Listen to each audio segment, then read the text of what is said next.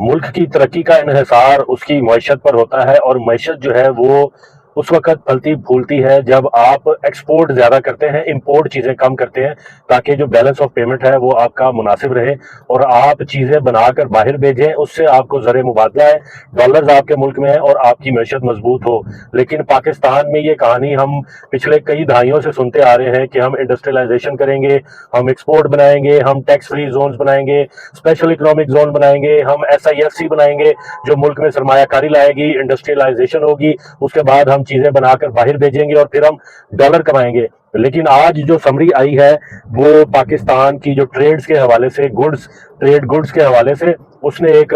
ہوشربا انکشاف ہوا ہے کہ ہماری جو ایکسپورٹ ہے وہ گزشتہ سال کے مقابلے میں مزید کم ہو گئی ہے اور امپورٹ جو ہے وہ مزید بڑھ گئی ہے۔ اس رپورٹ کے مطابق جو ٹوٹل ایکسپورٹ ہے ہماری 2026 کی وہ 2254 ملین ڈالر ہے، جبکہ 2025 میں یہ 2278 ملین ڈالر تھی، یعنی کہ اس میں 12.5% تک کمی آئی ہے۔ ہم نے اپنی ایکسپورٹس کم کر دی ہیں اور امپورٹ زیادہ کی ہے۔ اس کے مطابق جو امپورٹ ہم نے کی ہے وہ 2026 میں 6767 ملین ڈالر کی ہم نے امپورٹس کی ہیں، چیزیں باہر سے منگوائی ہیں، جبکہ یہ 2025 میں 5603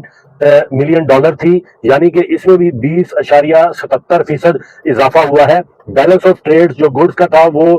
2026 میں 4513 تھا، اب یہ 2025 میں یہ ہے جو تھا وہ 3025 ملین ڈالر تھا، یعنی کہ اس میں بھی 49% جو ہے وہ اضافہ ہوا ہے بیلنس آف جو ٹریڈز کا ہے۔ اس کے بعد جو 2025-26 کی بات کریں تو اس میں ہماری جو ایکسپورٹ تھی وہ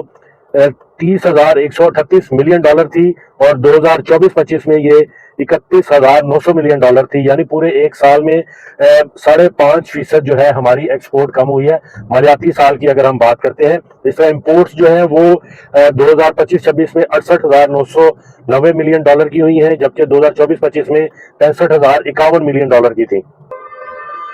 تو اسی طرح جو میں نے آپ کو بتا دیا امپورٹ کے حوالے سے، لیکن جو ہم جس سیکٹر کو کہتے ہیں کہ پاکستان میں وہ ڈالرز لانے کی سب سے بڑی انڈسٹری ہے، وہ ٹیکسٹائل کی ایکسپورٹ ہے، اور ٹیکسٹائل انڈسٹری کی اگر بات کریں تو اس میں بھی جو ہے وہ 15% تک کمی ریکارڈ کی گئی ہے ایکسپورٹ میں پاکستان کی۔ 2026 میں یہ 1228 ملین ڈالر کی ایکسپورٹ ہوئی ہے، جبکہ 2025 میں یہ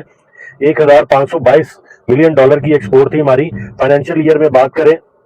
تو وہ اس میں کوئی اتنا بڑا ڈفرنس نہیں آیا گزشتہ سال کے مقابلے میں، لیکن جون 2025 اور جون 2026 کے مقابلے میں تقریباً 15.5% کی کمی آئی ہے۔ تو یہ جو کمی ہے یہ دوبارہ اس کا بوجھ جو ہے وہ عام آدمی، پاکستان کے غریب عوام وہ ہے وہی برداشت کریں گے، کیونکہ جب آپ کے پاس ڈالرز نہیں ہوں گے، ریونیو نہیں ہوگا، تو آپ مزید ٹیکس اکٹھا کریں گے، تو مزید ٹیکس اکٹھا کرنے کے لیے آپ نئے ٹیکسز لگائیں گے، جیسے کہ اس دفعہ بھی بجٹ میں گورنمنٹ نے نیا ہدف مقرر کیا ہے بجٹ ٹیکسز کا۔ IMF کا دباؤ ہم پہ بڑھے گا، اس کے بعد پھر جو ڈالرز ہیں وہ قرضے آپ زیادہ لیں گے، اس پہ سود پڑے گا، تو بجٹ کا آپ کا میجر چنک جو ہے وہ سود کی ادائیگیوں میں گزر جاتا ہے۔ تو پھر آپ کی اور ہماری ترقی کیسے ہوگی، کیونکہ آپ پھر جو ہے وہ ڈیولپمنٹ فنڈز پہ کٹ لگائیں گے آپ نے، کیونکہ اپنے دشمن کی وجہ، بھارت کی وجہ سے جو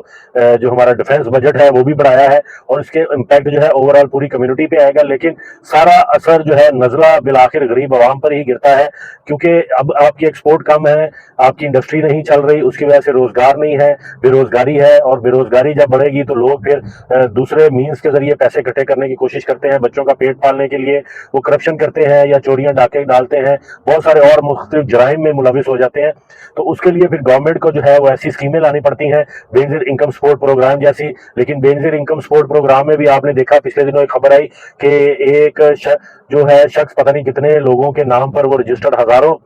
افراد کے جو کھاتے رقم تھی وہ صرف ایک شخص کے کھاتے میں ہی جاری تھی، کاغذوں میں نام ڈفرنٹ تھا لیکن بیک اینڈ پہ وہی تھا، تو پھر وہاں پہ بھی کرپشن نہیں رکتی۔ تو یہ سارا المیہ جو ہے وہ ان تمام تر دعووں کی نفی کر رہا ہے کہ پاکستان جو ہے وہ ترقی کر رہا ہے۔ ہم دفاعی لحاظ سے تو